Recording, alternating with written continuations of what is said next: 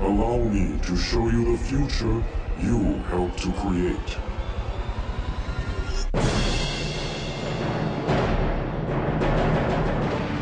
Hey, this is Hillary Goldstein, Editor-in-Chief of IGN Comics, here with a video review of Marvel Ultimate Alliance. This game is coming out on Xbox 360, Xbox PS2, PSP, PC, and just about every other console in the universe. So, no matter what you have, you'll have the ability to purchase this game if you so choose.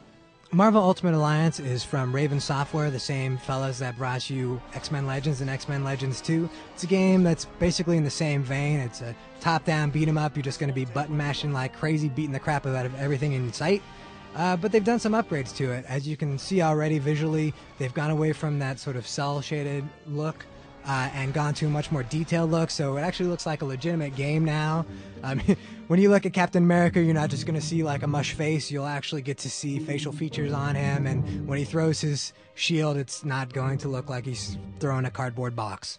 At Marvel Ultimate Alliance, the story begins with Doctor Doom attacking the S.H.I.E.L.D. helicarrier, and from there it just becomes a galaxy-spanning event. You're going to visit Atlantis and the Skrull throne world, and you're going to go to Hell and fight Mephisto.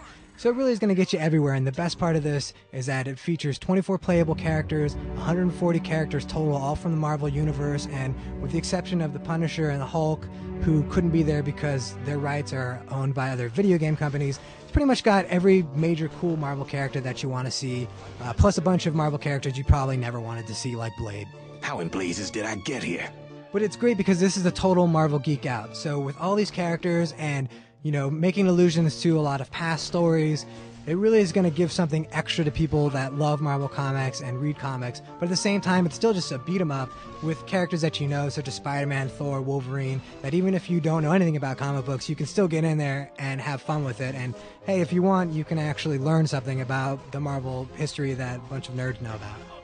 Now, the gameplay follows the same as X-Men Legends 2, except they've actually expanded on it in some really great ways. They wanted to streamline some of the fighting, and what they've done is they've gotten rid of those annoying health potions and energy potions. Instead, enemies are going to just drop that stuff as you're beating them. So instead of having to micromanage all the time, what's the AI doing with my health potions? It's like, oh, I've got to hop into this character so I can heal him. You don't have to worry about that anymore. You really can just focus on the character you're playing as at that moment, and just have fun beating the crap out of things. But at the same time, they've added some interactivity to the powers that you're going to use. So, for example, Captain America, when he throws his shield, you can actually hold down the button and guide the shield for a couple of seconds, and as you level up that power, you're going to be able to control it for longer. You can make that shield do some crazy stuff. You can basically break the laws of physics, but who cares, because it's Captain America, and he's beating the crap out of robots.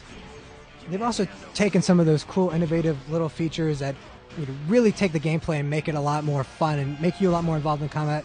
They've taken that and they've added that to the boss battles. So what you're going to have are some sub-boss battles against like Scorpion and Rhino and other minor characters where it's just a gangbang of people beating the crap out of them. That's the kind of stuff you're used to seeing. But when you get to bigger boss battles, like, say, fighting Galactus, it's actually going to mix in a minigame. So what's going to happen is you take over a Silver Surfer and you basically have to match a series of button presses that are quickly timed and fly around Galactus and shoot him in the back. And there's going to be some other events like that with almost all of the big bosses, like Ymir the Frost Giant, who you meet when you're in Asgard. You jump on top of his giant frozen club, and then you have to do a series of button presses to do damage to him. That would have been nice if Ravensoft had figured out a way to combine beating the crap out of things and doing these minigames, because the only way you can hurt any of these characters is to actually do the minigames to hurt them. Hopefully with the next iteration, and of course there's going to be another one of these, because there always is, hopefully they'll be able to find a way to kind of merge those two so it's a little bit more of an even flow, because it does get a little bit old after a while that you rarely ever face a big boss that you aren't just doing a stupid minigame to beat.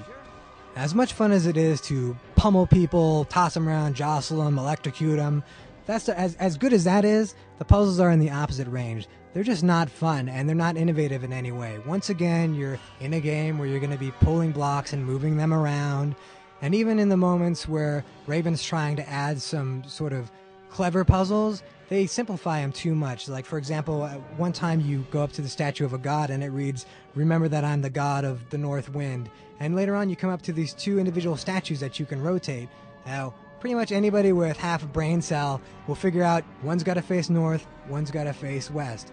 But as if that isn't enough, they actually put markers on the ground so you know where to stop turning them.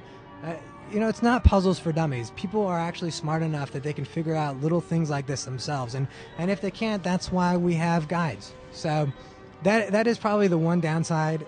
Raven really needs to figure out a way for the next iteration to come up with some innovative puzzle design, and to understand that just because this is a game for the mass market doesn't mean that it's a game for people who drive on the short bus. Just like X-Men Legends and X-Men Legends 2, this is a 1 to 4 player game. You can hop online, or you can play it on a single box, whatever you want. People can hop in and out. It's pretty easy.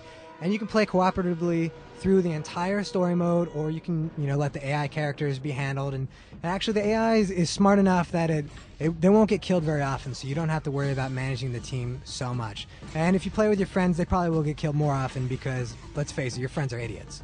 But what's cool that they've added this time is that along with a cooperative mode, they have a competitive play mode, an arcade mode. This still lets you play through the same story mode, except that now you're competing for points. So whoever gets a kill on a guy gets points for that.